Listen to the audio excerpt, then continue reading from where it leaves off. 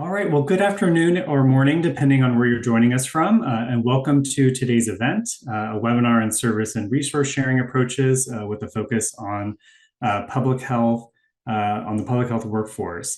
This is part of our FIG Proactive TA series, and you'll see some upcoming offerings at the end of the presentation. Hopefully you all can see my screen okay. Let me know if there's any issues with that in the chat. Before we get started, did want to go over a couple housekeeping items for today. We are in the Zoom webinar environment, so you'll notice that everyone's mics are muted and cameras are turned off. This is intentional to keep the focus on speakers today. We are using the chat feature. We encourage you to engage with us and other participants, as well as ask questions as we go through the content. Please reach out if you're experiencing any technical issues, but do note that we do have limited capacity to address those while the webinar is underway. You'll notice that we are recording the webinar and we'll share it along with any follow-up items in a few days, including a copy of the slides. And we are offering a live caption feature, and you can access this by clicking on caption at the bottom of your screen. So I'm Travis Parker Lee. I use he, him pronouns, and I'm a senior specialist on the Public Health Systems and Services team at the Public Health Accreditation Board, or PHAB. I'll be your MC and one of your main speakers for today.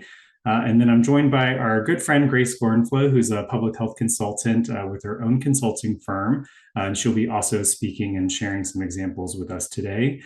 You probably recognize Grace with her many years of work in the service and resource sharing space, but then has also just been in public health for many years, helping health departments in different capacities. So to get to know you all a little better, we did have a quick poll we hope you could fill out when that is launched. Just want to know what best describes your organization and give folks just some time to fill that out.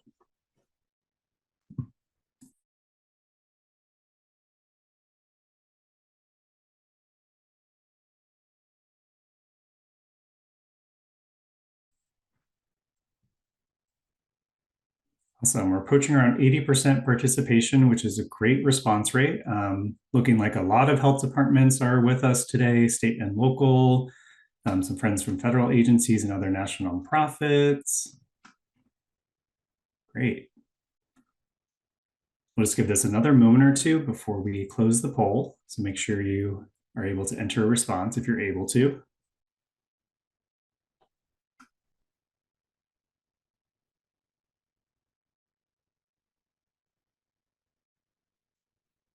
All right, so we're at over 90% participated. I'm gonna go ahead and end the poll, and hopefully you can see the results so you can see who else is joining you today.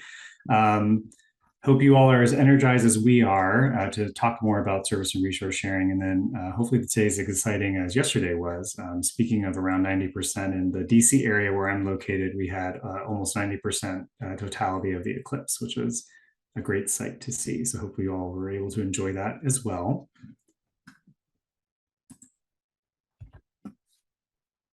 So on our screen right now, you should see the agenda for today. So we'll start with just some foundation setting, then I'll go over some approaches to service and resource sharing. As I said, Grace will dive a little deeper into those workforce examples, and then we'll have time for Q&A before we wrap up the session today. And on your screen as well, you should see some learning objectives. Hopefully we do meet these today. Really want to make sure we connect service and resource sharing to transformation and accreditation efforts that are happening nationwide. Again, I'll provide that overview of the different approaches that we've developed and articulate, share various examples of service and resource sharing in action, and then we'll have some resources to share with you all on how to help support any efforts you are doing in this space.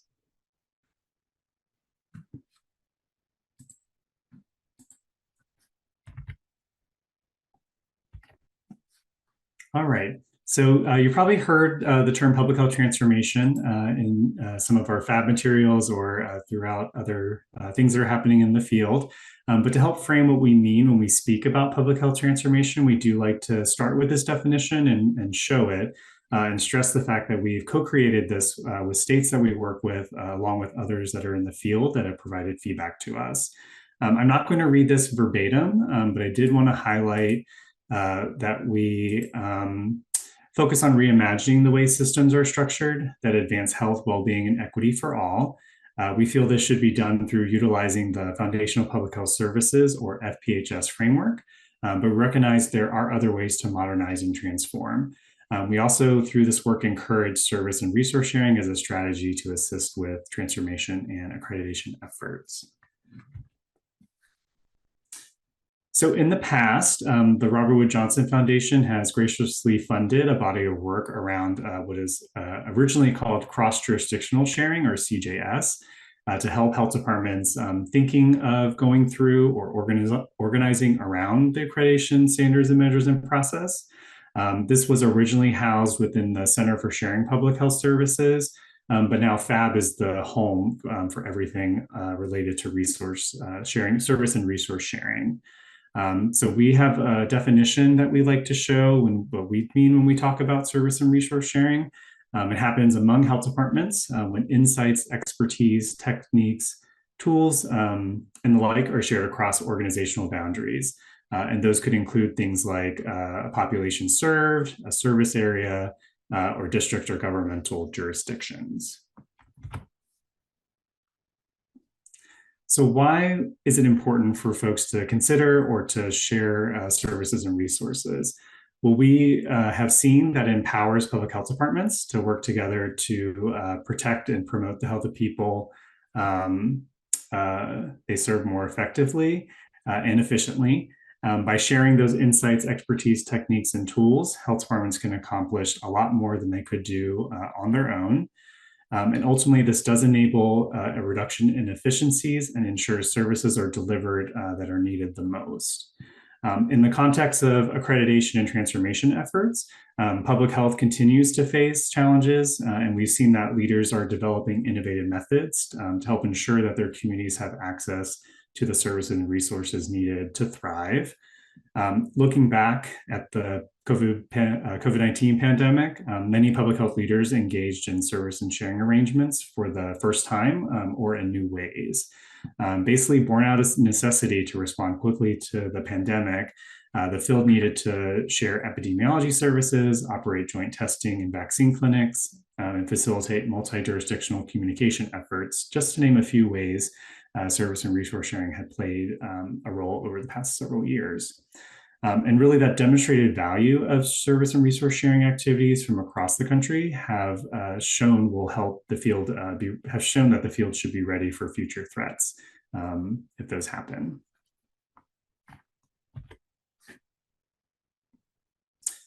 So PHAB does offer several tools for transformation. These are designed to help facilitate successful service and sharing activities and aid health departments in transforming the public health systems. They also help ensure provision of the foundational capabilities, which is part of the FPHS model, help achieve PHAB accreditation or pathways recognition, or otherwise strengthen and improve the ability to protect and promote the public's health. A few of our tools are listed here. I'm not going to read what's on the slide, but just to give a little context around what we have listed, starting from the left side of the slide. The guide to FPHS or transformation provides interested health departments with key components to consider before planning for FPHS implementation, such as how to get started, thinking through resources needed, which could include service and resource sharing there. The actual assessment process, and then preparing for system policy and investment changes, among other important considerations. You might be familiar with the Public Health Workforce Calculator. It is a tool to help determine a health department's workforce needs and estimate the number of full-time equivalents needed to ensure the provision of FPHS in a community. You also may have heard of our public health you may have also heard about our capacity and cost assessment. So statewide governmental public health systems can use the FPHS capacity and cost assessment to assess their current cost and implementation of the FPHS and determine the capacities and costs necessary for full implementation. The PHAB readiness assessment helps determine a health department's level of readiness for initial accreditation or pathways recognition, and is a way for health departments and statewide systems to assess capacity in key areas of public health practice. And then lastly, our bread and butter, the National Accreditation Program assesses the health department's capacity to carry out the 10 essential public health services and the foundational capabilities. Accreditation promotes public trust and demonstrates an ongoing commitment to quality and performance improvement. If you are interested in learning more about these tools and the many others we have available, you can go to our website. Again, there's several other tools that are relevant to not just public health transformation, but accreditation and service and resource sharing. So to talk a little bit more about the supports that are available for service and resource sharing specific to workforce, did just want to name that service and resource sharing is a priority for PHAB, as we are well positioned to guide health departments and systems in determining how best to organize the delivery of the foundational capabilities and meet accreditation standards to meet the needs of the populations of health departments more effectively and efficiently. We are, as we noted earlier, we are capitalizing on past experience and expertise to develop tools and guides and provide technical assistance to health departments and systems. On the flip side, we're also collecting tools and resources from the field to add to our curated repository that we're making available to all and helping to further build that knowledge base to support accreditation and transformation efforts. We are promoting service and resource sharing as a strategy and solution to help address gaps in workforce capacity, such as like staffing and expertise, again, delivery of the FPHS, and then working in the data modernization space as well. As mentioned previously, we are home to two tools that interact with service and resource sharing pretty well that we think. Again, that's the FPHS capacity and cost assessment and the public health workforce calculator. These are self-assessments that are available to all that are interested in using them. The capacity and cost assessment, again, assesses the degree you have expertise and capacity and how much you're spending on those activities. And then the public health workforce calculator, which can be an input into the capacity and cost assessment, outlines what number of people and what areas are needed to do it. As I said, both can be used to inform service and resource sharing efforts and aid in developing different arrangements.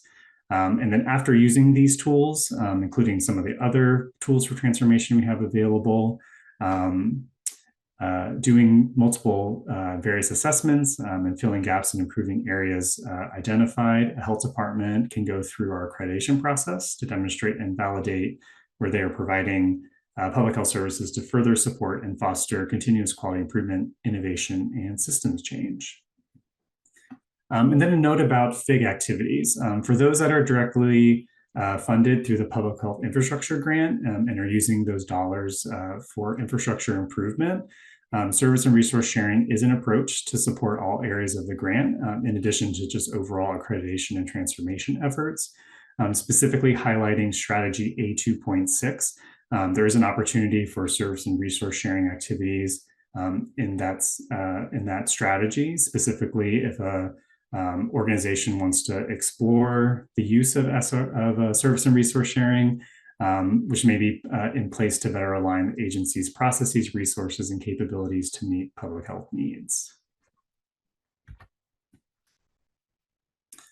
So here's an image of some of the tools for service and sharing that we have on our website. This is not an exhaustive list, but we do have a lot of available resources around general tools, assessment tools, and some sample agreements. One tool we did want to specifically share today is called Staff Sharing in Public Health, a checklist for communicating with elected and appointed officials. And you should see a link for that in the chat. The purpose of this checklist is to help public health departments evaluate the appropriateness of sharing staff among 2 or more jurisdictions and communicate about that staff sharing arrangements with elected and appointed officials. This is so that decision makers can make sound policies about sharing staff if needed. The tool does outline important considerations related to logistics, governance, and organizational culture, and is organized into 5 sections, each corresponding to an action that is critical to successful staff sharing arrangements.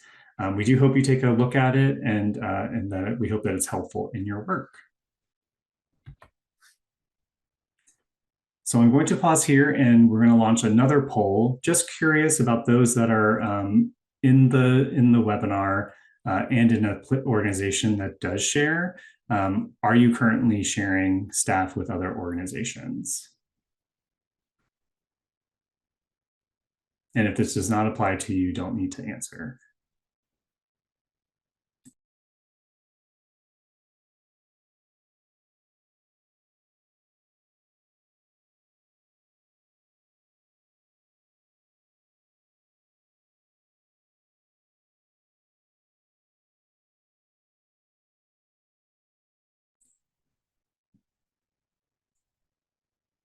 All right, we'll give this just another moment or two.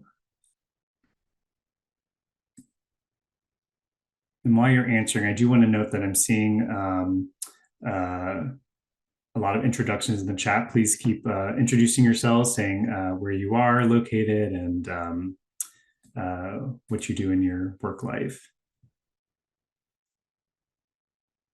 All right, we'll have a couple more seconds.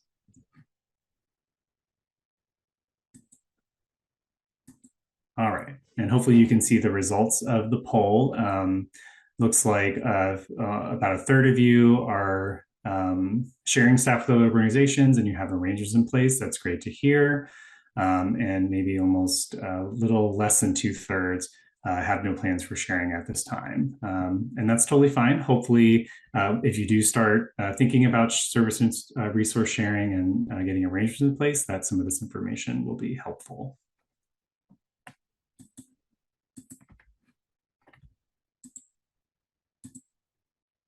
All right.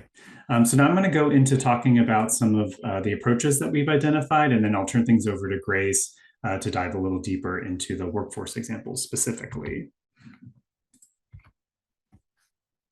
So approaches to service and resource sharing can take many different forms, and we have categorized arrangements into 3 levels. The first level is state-level system-wide approaches, and these refer to services and resources offered by a single centralized entity and or a state health department strategy to promote arrangements among local health departments in the state. These are models and strategies that are designed to enhance the state's whole governmental public health system, and several states are implementing this level of approach as part of their public health transformation efforts. So this could look like a state health agency providing service or resource to all local health departments in the state, a state health agency providing incentives that encourage local health departments to develop arrangements. It could be a state health agency funding a single local health department to provide a service for all others in the state. Or it could be a local health department purchasing service and resources from an entity that serves the whole state, such as a SACHO or a state public health association. An example that comes to mind is Washington State. So as part of their public health system transformation efforts, they are piloting different models to ensure the same level of public health service delivery is happening across the state. And I will save the details for Grace to share a little in a moment.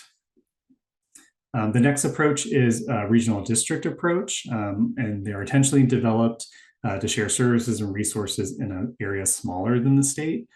They may have developed by the state health department, local health departments, or in combination of both. And these approaches can take the form of state satellite offices, structured partnerships, councils of government, nonprofit organizations, or other collaborations with a formal oversight body. An example that comes to mind is the San Joaquin Public Health Collaborative in California, which for years served mainly as a connection point for local health departments. But they recently added staff who will engage in epidemiology, health equity, and communications activities on behalf of the, I think it's 13 member counties, with plans to expand their offerings over time. And then lastly, we have our local approaches, and they are developed between or among 2 or more local health departments, generated entirely by their own volition or as part of a state's direction or incentive. This could look like a local health department or local health department sharing services or resources on an as-needed basis, a local health department purchasing services or resources from another department, local health departments sharing service and programs with joint oversight, identical policies and procedures, and shared staff. Or it could be local health departments fully integrating themselves, resulting in a single operational entity. An example that comes to mind is, excuse me, Genesee and Orleans County in New York. They came together to initially just share a health officer, as positions are difficult to fill in this rural area of New York. But then they gradually expanded to an arrangement where one executive team shares both departments. Some new staff are hired specifically to provide services in both counties, and all staff in both counties are equipped to provide services in either county. So that cross training has been really important to them. And again, I know Grace will dive a little deeper into these examples to really get at the nuts and bolts of them. So with that, I'll turn things over to my colleague, Grace, to go over these examples in more detail.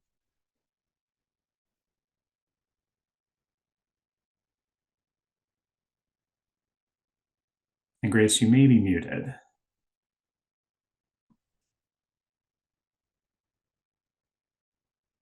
Can you hear me now?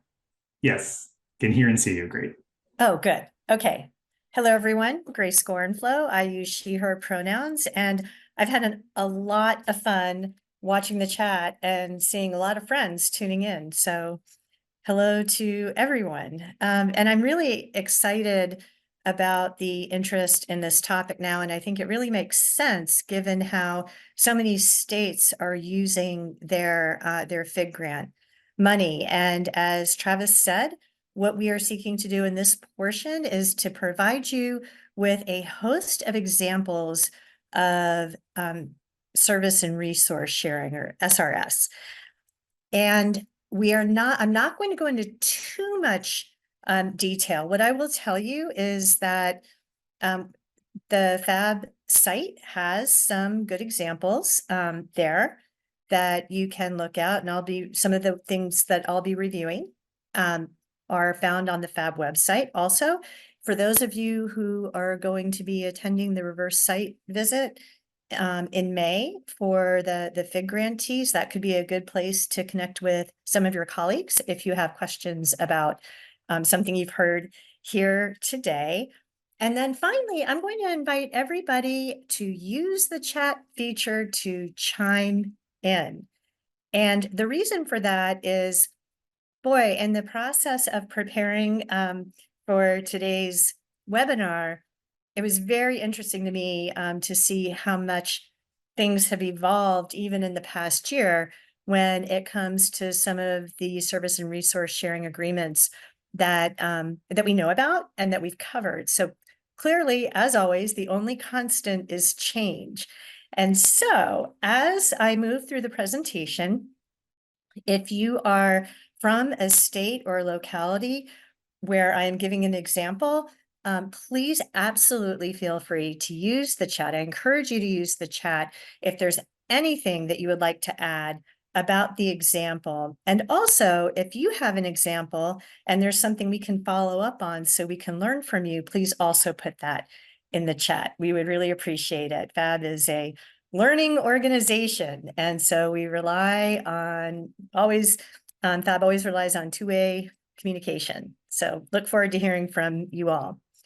So as Travis said, we came up with a framework of 3 different levels of approaches. And the only reason we came up with this framework was to try to get our heads around what we see happening. 10 years ago, when we first started looking at SRS, it was almost exclusively local health departments, 2 or more, getting together and sharing. And we thought more in terms of how formal or informal are the agreements, as well as how well integrated or not are the departments that are sharing. Well, things have evolved. And so again, with all the work on transformation, there's a lot more activity that we're seeing at the state level, and we continue to learn more about kind of that middle level of regions and districts. So we're going to go, I'm going to go ahead now and just touch on all of them. Our definitions, we don't even try to necessarily categorize every arrangement that we hear about because they don't necessarily neatly fall into one category. They could span more than one category. That's okay. we are not concerned about that. We're just concerned about providing the information in a way that hopefully will resonate with you all.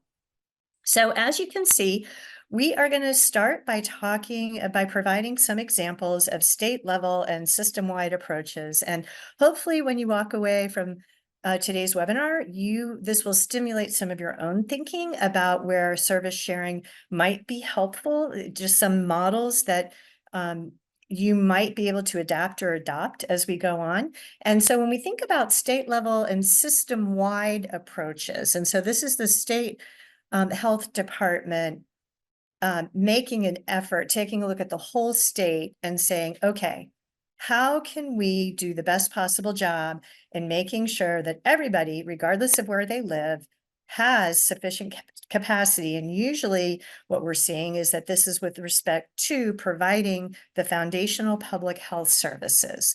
So this can happen because the state has developed new entities to help local health departments and provide some additional services, or in a moment you will see that some states are providing incentives to help locals.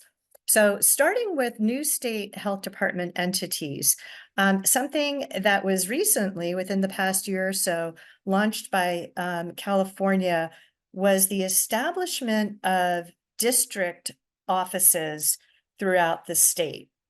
And when we learned about these, they comprised as you can see on here, a coordinator, an epidemiologist, and a public information officer. That may have grown. If you're from California and you can chat in, please do.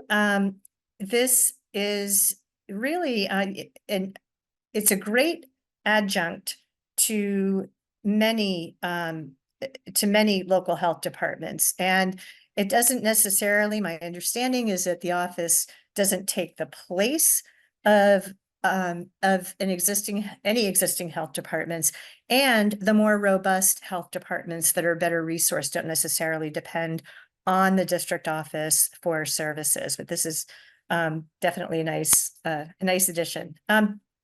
Now in Indiana, Indiana is planning to establish district offices. They are identifying the need for state employees to serve different parts of the state. And as you no doubt know, Indiana is largely rural. And of course, you all know, in the field, how much rurality plus the existing workforce shortage equals a lot of difficulties with staffing, and especially when it comes to having certain areas of expertise. And so you can see here under this bullet what it is that Indiana is planning to do. And the last I heard about this, they hadn't launched anything. They're still in a planning stage, but this, especially when it comes to something like grant writing, I mean, we know that really small health departments just don't have that capacity. So all of these things will be a welcome addition, I think. Okay, next slide, please. And Grace, before we move on, just wanted to highlight a comment from Massachusetts, how they've organized themselves into shared service arrangements from their 351 separate autonomous local boards of health. So I want to make sure we highlighted that for folks to see in the chat. And then Grace, if you have anything you want to add to what was shared by Michael. Okay, no, I don't. I'm just going to say, everybody, please look at Michael's comment. Yes, Massachusetts, with its 351 local boards of health, I think that number's actually gone down slightly since I've worked with Massachusetts. I think it used to be like 356 or something. So you're going in the right direction, becoming more efficient. But yes, please do. I encourage everyone to read these comments, and Michael's provided his information there. Okay, so let's go ahead. Sorry, there's something popped up on my screen. I'm having a hard time getting rid of it. Okay, so the next one is the next category that we want to look like are state incentives for SRSAs by local health departments. So keeping up with the Massachusetts theme here, this was, I think, just given, as Michael pointed out, now 351 local boards of health. That's an awful lot of local public health in a state that geographically is not the largest state that we're going to see. Ones up in the Northeast tend to be small and more densely populated. Well, a few of them anyway. So starting several years ago, Massachusetts launched what they called their district incentive grants, which are pretty self-explanatory, funds given to groups of health departments that were interested in exploring the establishment of districts. And then that essentially kind of morphed into SAFE grants, which, and you can see on here what SAFE stands for. And so they have a large learning community now, a lot of different health departments that have come together and are looking to determine how best to share staff, with the first step of being able to meet all of the statewide mandates that exist for public health. And then the next step after that, after everyone's gotten to that level, then the next step is going to be for the foundational capabilities and the foundational public health services. So that's there is a lot that we can learn, that we're planning to learn over time as these sites get up and running. Something that is difficult in Massachusetts, so I really applaud this effort. When you have that many municipalities, there is a very strong sense of highly local control. And I do invite Michael and anyone else from Massachusetts to speak to this. There is definitely a high level of local control. And so, of course, politically, this can get challenging, right? Everyone needs to make sure, policymakers and also the administrators of the municipalities need to make sure that they continue to be able to have the decision-making capability that they want. And we've seen how that is definitely a big issue in Massachusetts. So another incentive that we've seen is something that Travis mentioned in his introductory remarks, and that's in Washington State. They have a series of demonstration projects that they are funding to try out different models of providing various capacities across the state, and they're carefully evaluating these as well. So, for example, they have one health department that is providing provider resource web pages to several different counties that are not contiguous. This is Tacoma Pierce County, which is just south of Seattle King County. And they are helping out at least two, if not more now, other smaller health departments across the state who don't have the capacity to keep their web pages updated and refreshed. So their providers know where to go for various things. So that's one model. Another model has to do with communicable disease surveillance and assessment.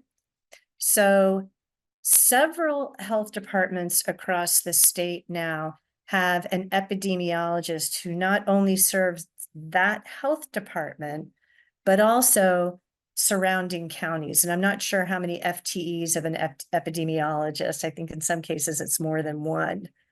But again, as you all know, especially those of you from smaller health departments, you can't necessarily afford to have, or nor do you need, a full-time epidemiologist. So this is a way of getting around that. And then another example is with tuberculosis, where Seattle King County now has the funding it needs to be able to provide technical assistance to any health department in the state that needs it for the care and monitoring all the public health work around tuberculosis. And the reason that they decided they wanted to pilot this is because the lion's share of cases of tuberculosis are in Seattle, King County. So it makes sense for them to have the most capacity, and the state did not want to leave others completely high and dry. So instead of every health department getting a tiny sliver of a TB grant, most of it goes to Seattle, King County, and counties can call on them for assistance as needed. And then a final sharing arrangement in Washington state, and this actually started, this is not part of, oh, actually, no, I'll mention that one later. Okay, so these are the things. So the state, again, to wrap up, provides these different health departments and group of health departments with the funds to test things out, and they are rigorously evaluated. And we've learned a lot from them. Okay, next slide, please.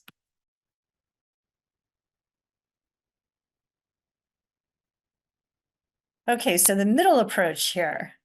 I'm going to talk about two different types of examples here.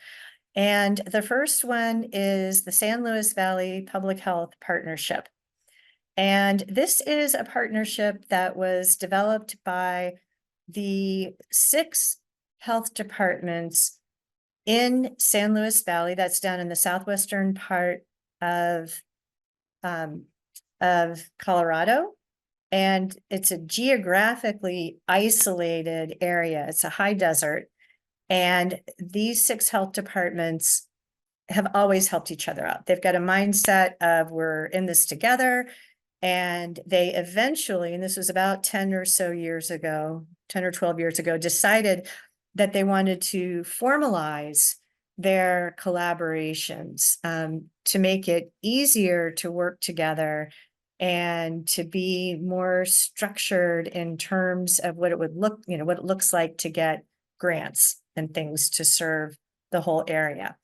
So, and the state supported this effort as they were getting up and running. The reason the state was interested in this model is because of the environmental health inspectors. They really only needed one inspector for the entire valley.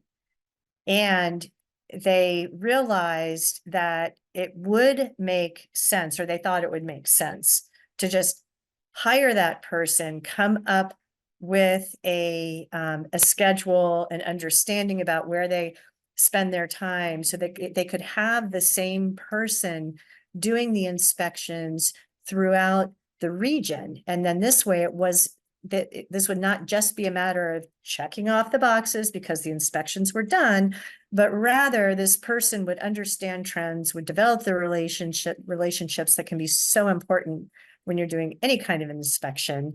And then in general, get a better understanding of the whole environmental health picture in the valley. So it started with that, and then soon thereafter it expanded to include a number of other grants. And what is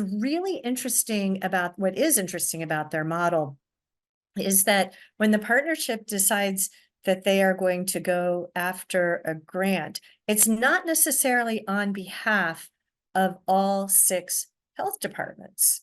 It can be 2 of them in combination, it can be 3, or it can be all of them. But because of the way they've got it all set up, their commissioners have agreed that, within certain parameters, they can just go ahead and fill in whatever gaps they need to fill in. So that's one of the collaboratives that we wanted to share with you. And then another one, as Travis said, is in San Joaquin Valley. So this is now, it's no longer called the San Joaquin Valley Public Health Consortium. It's the Central Valley Public Health Consortium. They've added some additional members to their fold, and something that's really interesting about this consortium is the support that they get from academia. The largest, Fresno State is housed in the largest county in this consortium, and they have a really large difference between the largest and smallest populations. I think the smallest county has 2,000 people. Oh gosh, should have checked this. I want to say the largest is 50,000 or over. They all pay dues. They've paid dues for a long time, starting back when they just were getting together as a group of county health officers to have conversations. But now the dues have grown. They're prorated by size of the population served.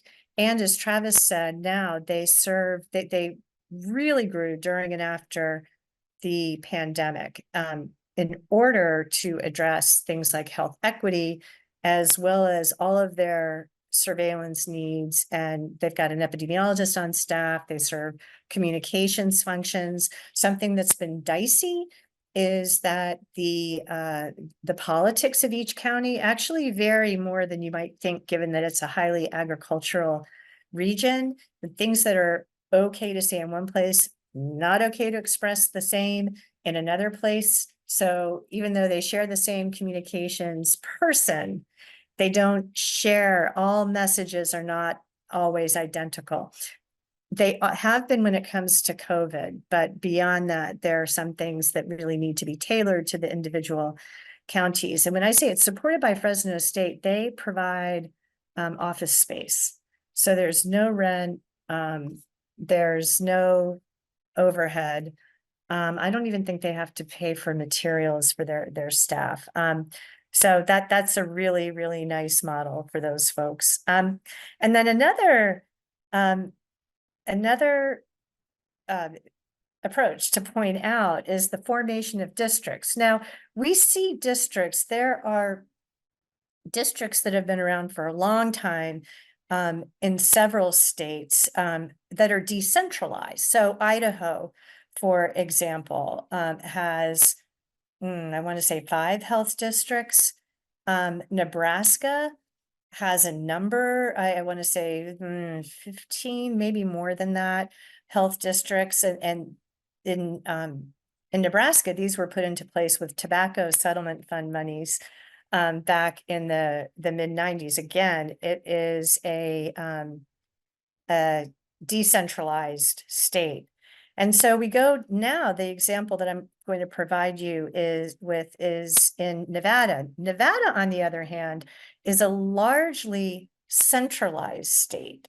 However, counties have the option of becoming the public health authority instead of the state, and they have the option of developing a health district. And there is a new health district there in Central Nevada, as you might guess, given the name of this. Something that's really interesting about this district is that it comprises 5 counties and they are non-contiguous. If you go kind of across the state, you skip over one county until you get to the last county of all the counties that are participating. And they actually had to change the statute in order to accommodate this structure, because prior to this, counties forming a district had to be contiguous. So that's another interesting thing to point out when you are starting to look at different arrangements, the fact that they might not, you might need to have some statutory changes made in order to move forward. So I think that's all I'm going to say about Central Nevada. I want to make sure we have time for questions. So let's go to the next slide. Second to last slide, and we're going to talk about local approaches here.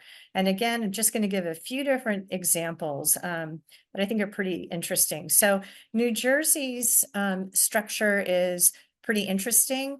they have county health departments, and then municipalities are also required to have boards of health. And as a result, much like what we see in Massachusetts, there are a lot of small municipal health departments. A big difference is that there also is a county health department.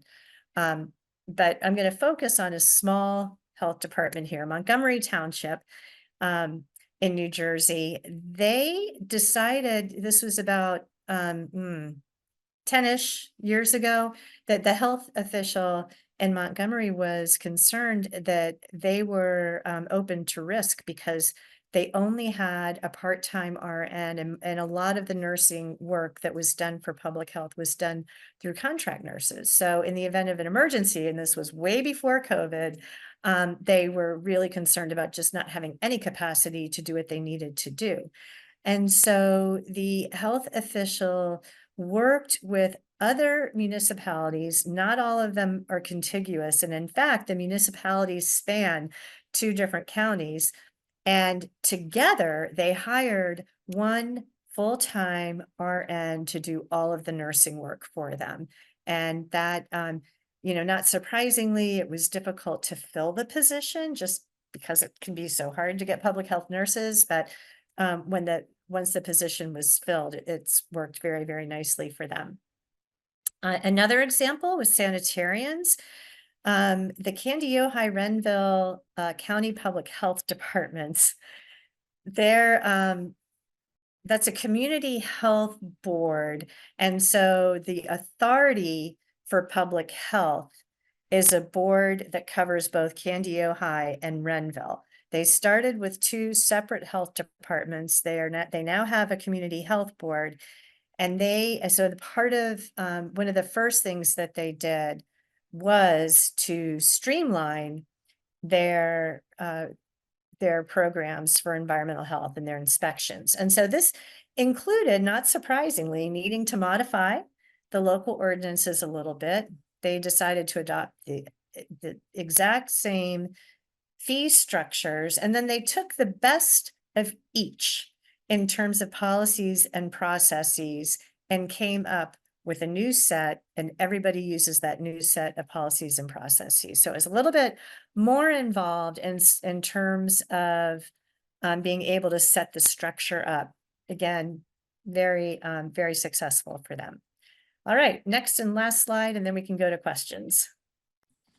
Grace just wanted to point to a comment that Joy made that they're also sharing a public health planner this year. Oh, Candy-Ojai Renville, great. Thank you, Joy. Perfect.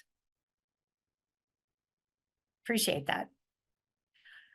Okay, so these are 2 examples. The other 2 very there was not full integration with, or by any means, with the past 2 examples. These last 2 examples that I'm going to give you, there was a much higher degree of integration of the health departments in terms of how to share staff.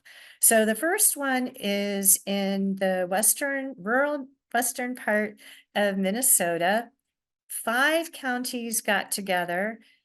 So there were actually 3 health departments. One served 3 counties, and the other 2 each served 1 county. So those 3 health departments got together, and now Horizon Public Health serves 5 counties, all 5 counties. And a very unexpected or unplanned, I guess, benefit that they experienced as a result of this had to do with the nursing staff, because not surprisingly, in each of the health departments, the nurse or nurses, depending on the size of the health department, were essentially jacks of all trade, and they did it all.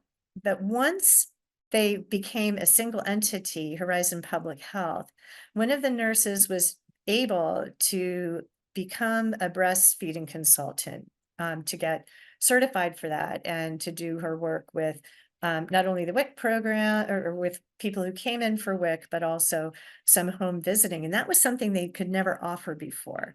So that we loved that example, that by virtue of coming together and sharing staff, they could actually come up with a new service for everyone in their area. And the other example, this is not a merged health department. This is a health department that Travis also mentioned in New York. Genesee and Orleans counties now are Go Health, GO, Genesee Orleans Health. They are separate. They're still separate entities, and they also share a board of health, because under New York statute, every county has to have a board of health that comprises residents from that county. So they have one board of health, but it's actually, half of it is from one county, half from the other. They just always have the same agenda and they always meet together. They started out just sharing a director and a deputy director. Rural western part of New York, the two counties were always competing with each other every time it came to hiring a health official, and it was hard to keep that position filled. Thankfully, the health official who was heading all of this is still there. So they never actually merged, but they do now all have the same practice policies and procedures. They provide coverage for each other.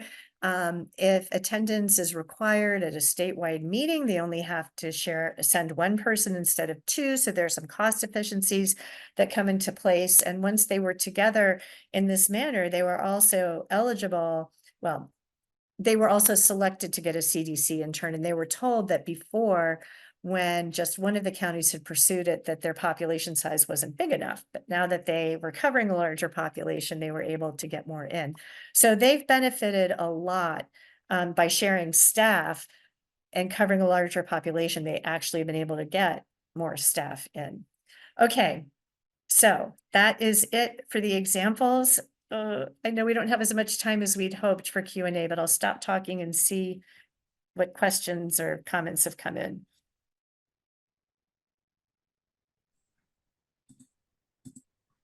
And Grace, as we're looking for some questions, just want to highlight that there are other success stories on how public health entities have collaborated to enact sharing and service and sharing arrangements. So just want to make sure you see that link in our chat to view those when you have a chance to. And again, as we're getting our questions together, if you just want to go ahead and answer this last poll we have, just which of the following positions do you share or most likely to share?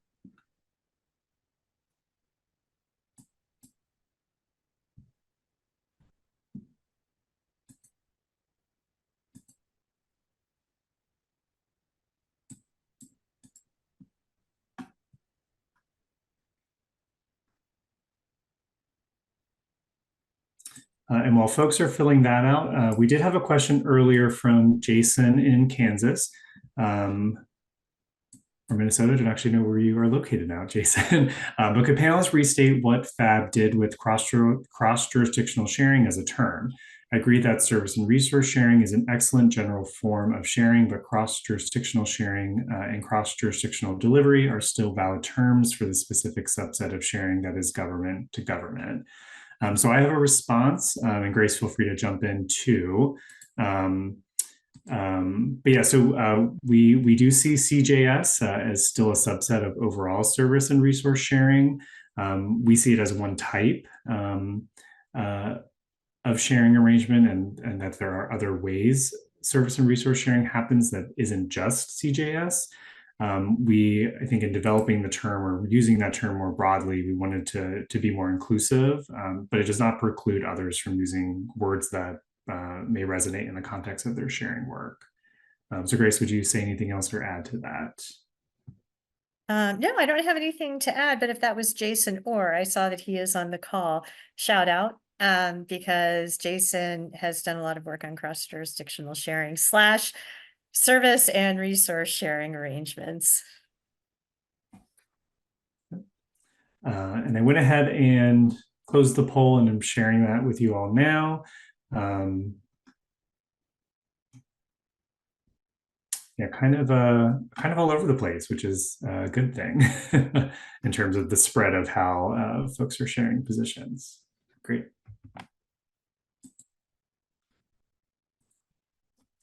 And then we had a question, just another question about slides and recording. Yes, the recording and slides will be made available in a follow-up email. So stay tuned for that after the webinar.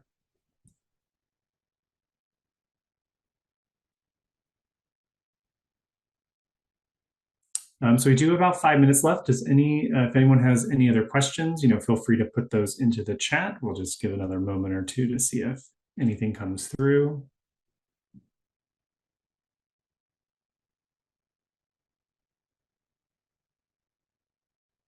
And Michael, thanks for that sentiment. Definitely, you're not the only one, and I don't know if that's a good or bad thing, but there are others that are going through similar situations and definitely can learn from each other.